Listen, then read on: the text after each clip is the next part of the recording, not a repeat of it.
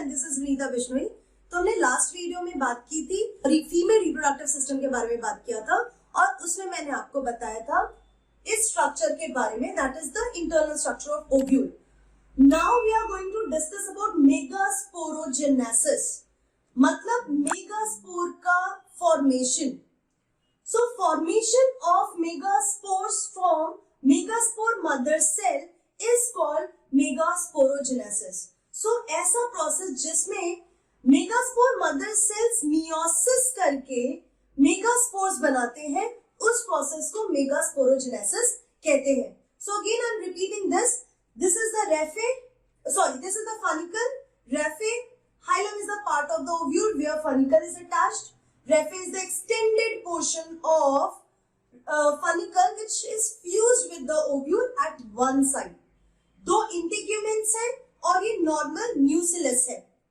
Now इस न्यूसिलस cell में hypodermal sales of न्यूसिलस, इसमें से कोई एक सेल, हाइपोडर्मल सेल मतलब दीज सेल्स, यहाँ पे जो सेल्स हैं उनमें से एक हाइपोडर्मल सेल्स जो होगा वो इस तरीके से एनलार्ज हो जाएगा। So you see this cell, hypodermal cell of nucleus enlarges from archisporial cell.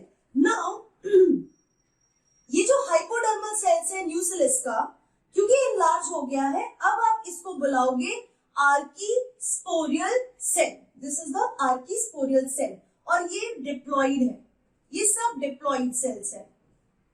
Now this archisporial cell will divide and it will form two cells, outer parietal cell and inner sporogenous cell. तो जो भी division होगा, division की वजह से क्या होगा, ये डिवाइड होने के बाद जो आउटर है, यहां वाले सेल्स हैं, ये वाले पेराइटल सेल्स हो जाएंगे एंड इनर साइड है स्पोरोजिनस सेल्स। ये जो है स्पोरोजिनस सेल्स होंगे, आउटर मतलब यहां पे ये स्पोरोजिनस सेल्स हो जाएंगे। Got it? Hypodermal cell enlarges, it becomes archisporial cell. Archisporial cell में नॉर्मल डिवीजन हुआ, पेराइटल पेरीफेरी में पेराइटल सेल्स होंगे और सेंटर में इनर साइड पे स्पोरोजिनस सेल्स होंगे। नाउ ये जो पेराइटल सेल है या फिर it will keep on dividing and it will add on to the integuments और लेयर्स बनाएगा, अदरवाइज ये अनडिवाइडेड भी रहते हैं। इनर स्पोरोजिनस टिश्यू है, this inner sporogenous tissue, out of these many, one will act as a megaspore mother cell. It is also diploid. तो इतने सारों में से कोई एक है जो मेगास्पोर मदर सेल जैसा एक्ट करेगा, तो ऑब्वियसली वो क्या करेगा, एनलार्ज हो जाएगा। So I am not drawing all the blue one, उसकी जगह पे मैं सिंपल सा एक ही ड्रॉ कर रही हूं। So it is enlarge, one megaspore mother cell will enlarge. This megaspore mother cell will go for meiosis and after meiosis it will form 4 haploid megaspore। Fine, haploid मतलब यू अंडरस्टैंड, ये diploid है, diploid के बाद meiosis होने के बाद haploid means only one set of chromosome it will have. So this is the megaspore mother cell. अब megaspore mother cell ने क्या किया, मियोसिस करने के बाद 4 हैप्लॉइड डॉटर सेल्स बनाए, दैट इज मेगास्पोर्स, 4 बन गए। अब 4 मेगास्पोर्स जो बने हैं, out of these 4, 3 megaspore will degenerate and only 1 megaspore will develop. तो इनमें से 3 मेगास्पोर्स जो है, कोई भी आप 3 कर सकते हैं, इस तरीके से 3 megaspores will degenerate, only 1 megaspore will develop now onwards. तो यहां पे मैं लिख देती हूं। तो जनरली क्या हुआ, अभी एक ही मेगास्पोर है। Now this megaspore will act as embryo sac or the female gametophyte। तो बन गया फीमेल गेमिटोफाइट। कैसे बना, megaspore mother cell, megaspore mother cell ने मियोसिस किया, 4 मेगास्पोर्स बने जिसमें से 3 डीजेनरेट हुए, एक मेगास्पोर डेवलप हुआ। नाउ एक उस मेगास्पोर को आप बोलोगे, सो आई एम ड्रॉइंग, अब ये जो मैंने ड्रॉ किया this one, now this one will be called megaspore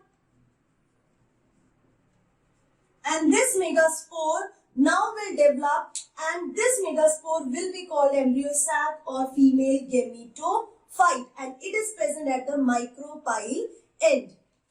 अब यहाँ पे आप क्या देख रहे हो, 4 मेगास्पोर में से एक ही मेगास्पोर डेवलप होके एम्ब्रियो सैक बना रहा है। सो ऐसे डेवलपमेंट को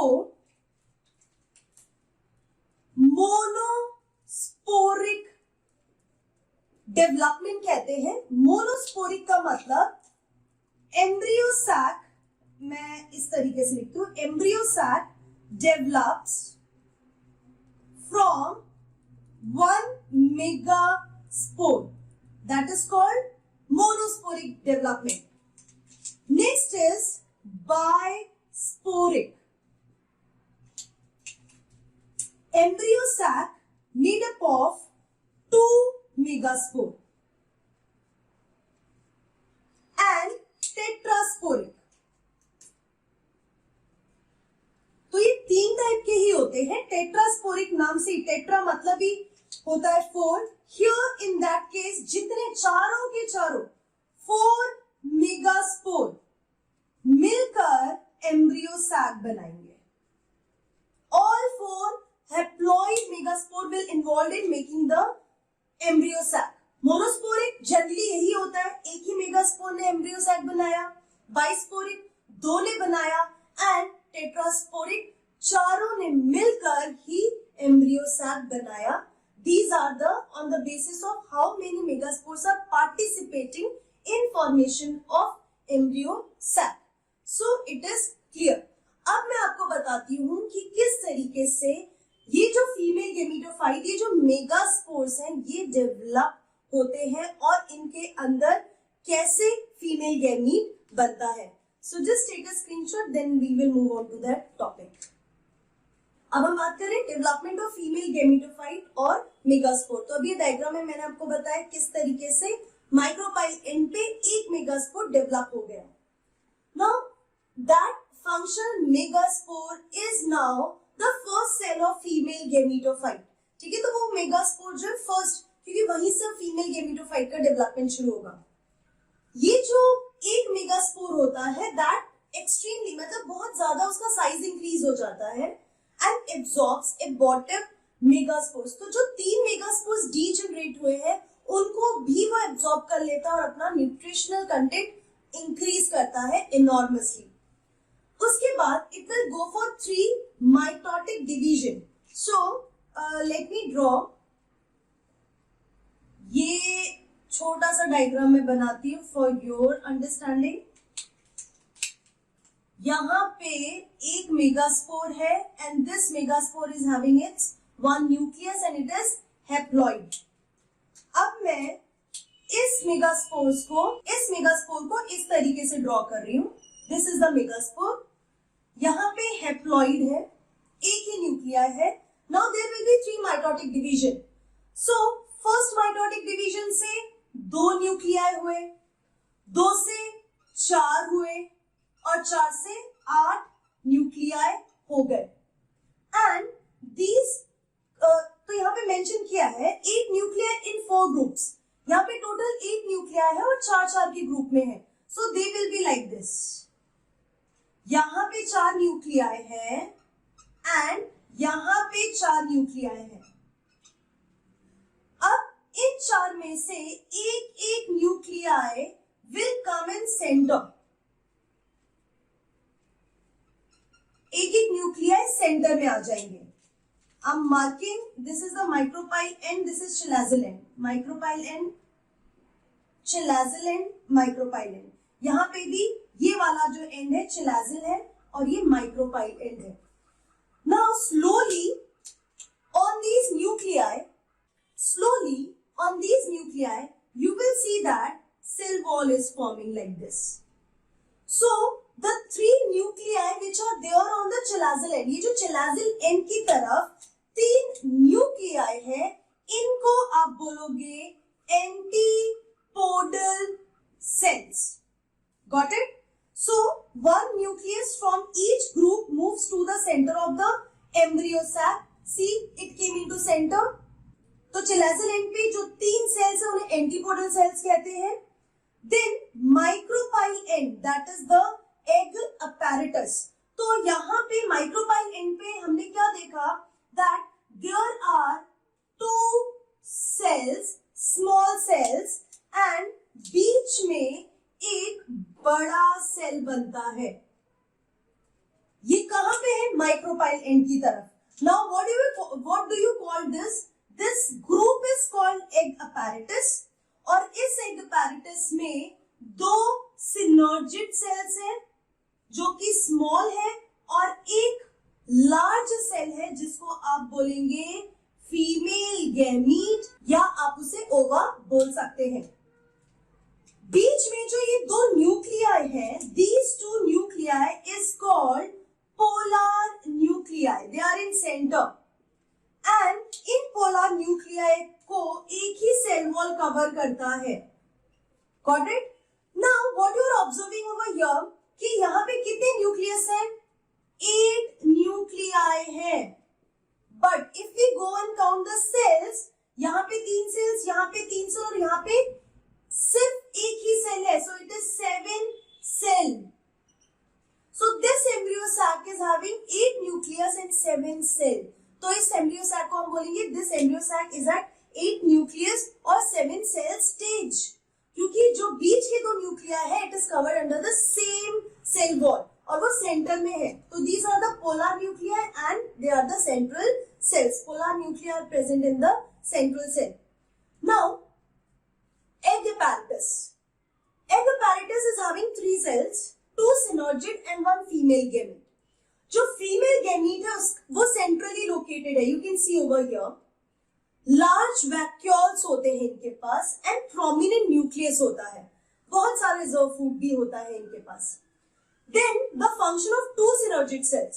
ये जो synergid cells है ये short lived है, क्यों मैं ऐसा बोली? क्योंकि यहाँ पे 2 दिख रहे हैं, बट जैसे ही synergid cells बनते हैं उनमें से 2 में से एक तो बहुत पहले ही फर्टिलाइजेशन से बहुत पहले ही डीजनरेट हो जाता है। Just one will be there till fertilization. Soon after fertilization वो जो लास्ट बचा था वो भी synergid cells चले जाते हैं। So these are the short-lived. Helps in growth of pollen tube by secreting chemotypically active substance. तो ये जो synergid cells है ये कुछ ऐसे केमिकल्स रिलीज करते हैं जिसकी वजह से पोलन ट्यूब को गाइडेंस मिलती है माइक्रोपाइल एंड की तरफ आने के लिए। तो अगर ये इस तरीके का यहाँ पे ओव्यूल है और ओव्यूल का माइक्रोपाइल एंड यहाँ पर है, सो पोलन ट्यूब को गाइडेंस मिलेगी यहाँ तक इस तरीके में आने के लिए। और वो क्यों? क्योंकि synergid cells chemotypically active substances release करते हैं। देन जो synergid cells हैं they are having a finger like projections. In finger like projections को बोला जाता है filiform apparatus. This filiform apparatus is used in guiding the pollen tube into the synergid. तो किस तरीके से pollen tube को यहाँ पे synergids के थ्रू एंटर होना है और मेल गैमीट्स को रिलीज करना है, उसकी गाइडेंस फिलीफॉर्म अपैरेटस देते हैं। Then absorption of transportation of material to the embryo sac from the nucleus. और दूसरा इसका फंक्शन है सिनर्जिड सेल्स का और फिलीफॉर्म सेल्स का कि ये जो न्यूक्लियस होता है उसमें से न्यूट्रिशन को विड्रॉ करके एम्ब्रियो सैक में लेकर आते हैं। तो synergid cells play a very important role. Fine, और फिलीफॉर्म पैरेटस को भी आप इसी तरीके से याद रखेंगे। So this is the development of female gametophyte. So female gametophyte का डेवलपमेंट के बाद you will see the structure like this. This is at the micropyle end, and this structure is megaspore which is converted into embryo sac or develop female gametophyte. और एक ही female gamete present होता है centre में micropyle and की तरफ। So this is about the development of female gametophyte. Now in the next video I will teach you about the types of ovules. तो ovules के structure के basis पे कितने टाइप्स होते हैं that we are going to discuss. So see you in our next video. Till then keep learning and be safe.